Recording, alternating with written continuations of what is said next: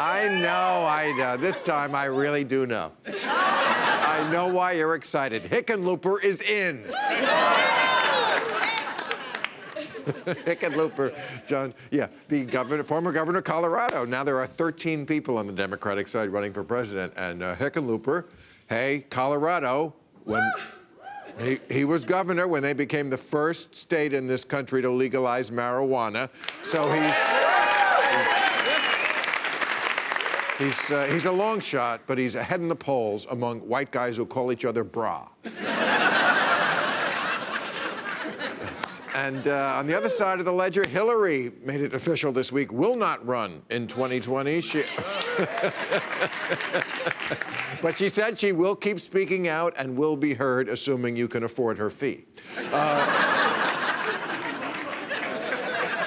But it was Hillary's a little bittersweet because today is International Women's Day. And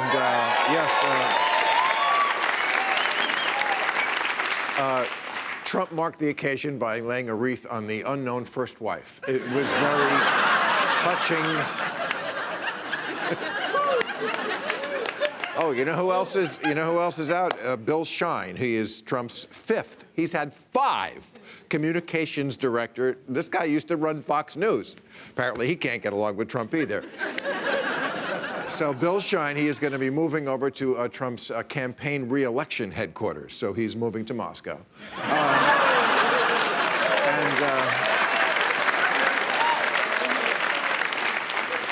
And of course, you heard the big news. Trump's former campaign manager, Paul Manafort, was sentenced to 4 years in jail. And I don't know if he has, thank you. I don't know if Manafort has learned his lesson. His first question was, does the jumpsuit come in ostrich?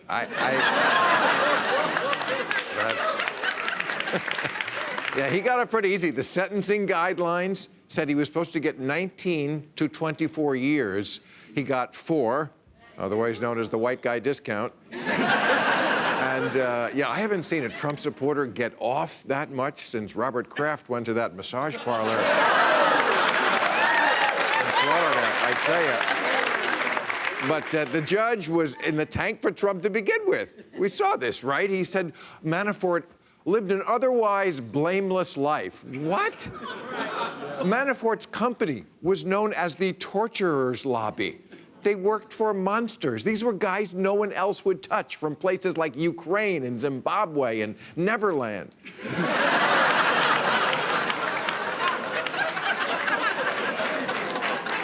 So now, a few months ago, Michael Cohen was sentenced. After this now, Roger Stone looks like he's going to go to jail. They're going to have to run the re-election campaign from inside. So this seems like it would have been a great week, right, for the Democrats to make some political hay. But no, of course, they're Democrats. They spent the week arguing with each other about whether one of their own, Representative Ilhan Omar, who has one fan, was anti-Semitic. Only Democrats could snatch the issue of anti-Semitism away from Republicans. In fact, Congressman Steve King, you know him of Iowa, he said today, wait, I thought we were the Jew haters. But this went on all week. They were arguing about this. It got so petty. You know, some people were calling for censure, which is more drastic than a resolution, but not as severe as expulsion, but harsher than a reprimand, but worse than the silent treatment, but less degrading than finger wagging. I mean, it was just so petty. Meanwhile, Trump did at least 3 things that would get anybody else impeached this week, among them insisting that his kids have security clearance over the objections of the CIA and the FBI. Why do Trump's kids, by the way, get to play a bigger role in our government than the Queen of England's kids? You know, her kids just walk around holding hands and wearing different hats. They're not in charge of the Middle East, for Christ's sakes. Jared Kushner is called a security threat by our own intelligence agencies. It's okay to hate him without being anti-Semitic, right? Okay.